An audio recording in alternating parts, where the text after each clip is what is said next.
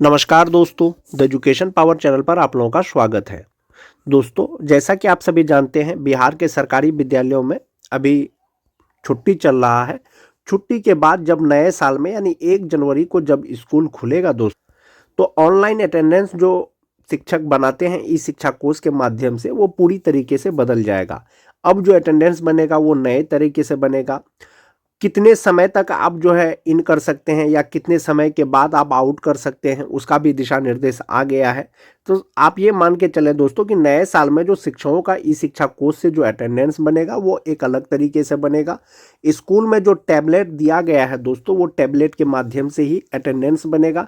अभी होता था क्या, पर्सनल मोबाइल में सभी टीचर अपने टीचर आईडी पासवर्ड से लॉगिन करके वो अपना अटेंडेंस बनाते थे। अब जो है FRS सिस्टम कर दिया है दोस्तों, यानी जो भी टैबलेट दिया गया है विभाग के द्वारा आपको, वो टैबलेट में टीचर का भी अटेंडेंस बनेगा और स्टूडेंट का भी अटेंडेंस बनेगा। उससे पहले टीचर और स्टूडेंट सबका जो है रजिस्ट्रेशन होगा। रजिस्ट्रेशन के उपरांत जो है आई ब्लिंकिंग वाला एक तरह से अटेंडेंस बनेगा।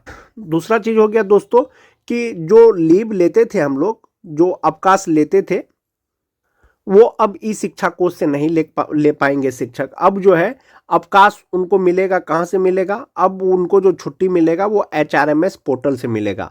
यानी कि जो भी टीचर अवकाश लेना चाहेंगे तो वो अपने HRMS पर लॉगिन करेंगे और वहीं पर वो जो है लीव के लिए अप्लाई करेंगे। वो अप्रूव होगा तभी उनको अटेंडेंस मिलेगा। बहुत से जिला के द्वारा इसके रिगार्डिंग दिशा निर्देश जारी हुआ था दोस्तों। रिसेंट में जो पत्र आया है वो कार्यालय जिला शिक्षा पदाधिकारी पूर्णिया के द्वारा जारी किया गया है दोस्तों। इसमें लिखा गया है, सेवा में सभी प्रधानाध्यापक, प्रभारी प्रधानाध्यापक, प्राथमिक विद्यालय, मध्य विद्यालय, उच्च माध्यमिक विद्यालय, यानी सभी प्रधानाध्यापक को लिखा गया है। विषय है क्या? यानी facial recognition based authentication system, FRS अंतर्गत टेबलेट के माध्यम से दैनिक उपस्थिति दर्ज करने के संबंध में। यानी शिक्षकों का जो अब अटेंडेंस बनेगा वो FRS के माध्यम से बनेगा और टेबलेट से ही अटेंडेंस बनेगा, शिक्षकों का भी और स्टूडेंट का भी। इसमें प्रसंग दिया गया है दोस्तों, राज्य परियोजना निदेशक, बिहार शिक्षा परियोजना परिषद पटना, दिनांक 18 अक्टूबर 2025 का पत्रांक 5349, दिनांक 19 नवंबर 2025 एवं पत्रांक 5469, दिनांक 27 नवंबर 2025 तथा अधोहस्ताक्षरी कार्यालय का भी इसमें प्रसंग दिया गया है दोस्तों पत्र का। इसमें कहा गया है दोस्तों कि महोदय, उपर्युक्त विषयक प्रासंगाधीन पत्रों का संदर्भ करना चाहेंगे।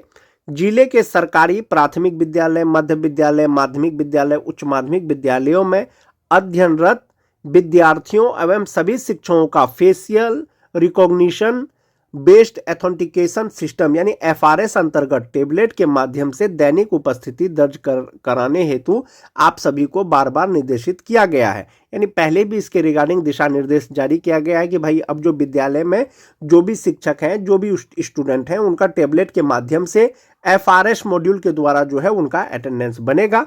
किंतु खेद के साथ कहना पड़ रहा है कि जिले की स्थिति संतोषजनक नहीं है।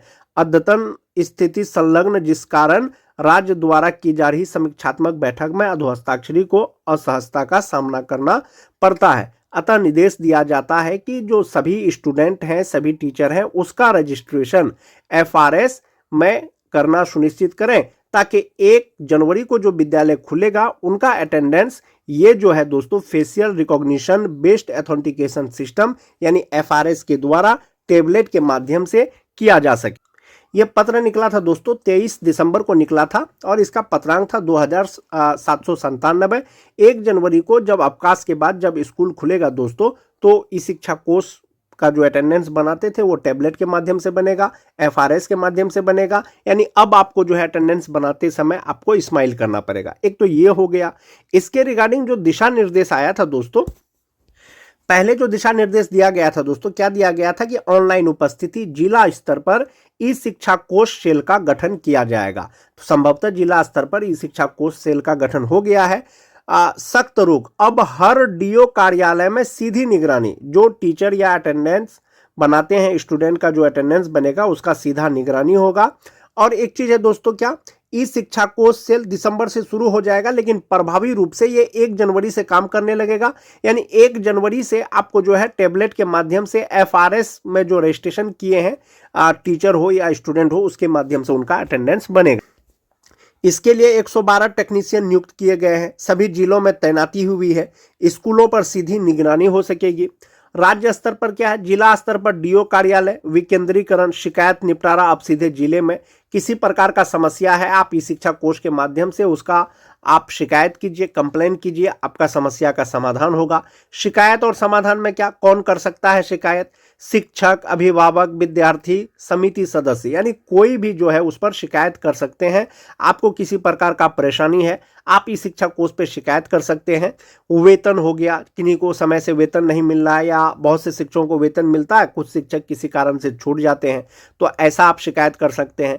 एमडीएम में अनियमितता चल रहा है या सही से उसका संचालन नहीं हो पा रहा है, उसका आप जो है कंप्लेन कर सकते हैं। संसाधन बुनियादी ढांचा, यानी आपके स्कूल में अगर किसी प्रकार की कमी है तो आप इसका कंप्लेन कर सकते हैं। बेहतर शिक्षा, पारदर्शी व्यवस्था, बिहार शिक्षा परियोजना परिषद, तो ये ऑनलाइन उपस्थिति दर्ज करने का जो है दोस्तों ई शिक्षा कोष सेल का गठन किया गया है जिला स्तर पर। अब सीधे जो जिला कार्यालय है उससे स्कूलों का मॉनिटरिंग होगा, टीचर जो अटेंडेंस बनाते हैं उसका मॉनिटरिंग होगा, और जो एफआरएस के माध्यम से जो अटेंडेंस बनेगा स्टूडेंट का भी मॉनिटरिंग किया जाएगा। एक ये चीज है।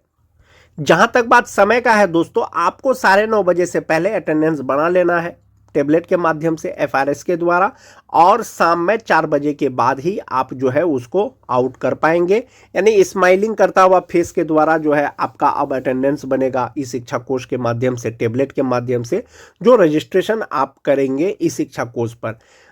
कभी कभी नेटवर्क इशू के कारण दोस्तों ई शिक्षा कोष पर जो है समय से अटेंडेंस नहीं बनता है, 5 मिनट 10 मिनट देर हो जाता है वो नेटवर्क इशू के कारण। तो उस तरह का कोई इशू होगा तो वो बाद में आपका उसका सॉल्यूशन किया जाएगा। लेकिन आप ये मान के चलें कि अब आपको 9:30 बजे से पहले या 9:30 बजे तक अटेंडेंस बना लेना है, और आउट आपको 4 बजे के बाद ही करना है।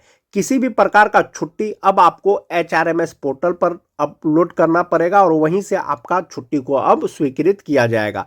पहले था क्या, कोई छुट्टी लेना चाहते थे तो वो ई शिक्षा कोष पे डालते थे और वो छुट्टी ले लेते थे, लीव ले लेते थे। वो तो हो गया दोस्तों टीचर और स्टूडेंट का जो अटेंडेंस है, यानी उनका जो भौतिक उपस्थिति है 100% सुनिश्चित करने का, वो एक माध्यम हो गया। अब है क्या, बिहार के 40,000 स्कूलों में सीसीटीवी कैमरे लगेंगे, पटना से मॉनिटरिंग, भ्रष्टाचार पर नकेल, शिक्षक छात्र की उपस्थिति, मिड डे मील, नकल विहीन परीक्षा पर नजर रहेगी। अब आपका जो है जो भी सरकारी विद्यालय है वहां पर जो है सीसीटीवी कैमरा लग जाएगा। अब जो है सीधा राज्य से मॉनिटरिंग होगा कि कितने स्टूडेंट आ रहे हैं, बच्चों को क्या पढ़ाया जा रहा है, कैसे पढ़ाया जा रहा है। अधिकारियों के निरीक्षण, वीडियो कॉन्फ्रेंसिंग के जो हो रहा है, जो निरीक्षण हो रहा है वो जो है सकारात्मक नहीं नजर आ रहा है। इसीलिए अब विभाग जो है, जो सरकारी स्कूल है उस पर जो है सीसीटीवी कैमरा लगाया जाएगा।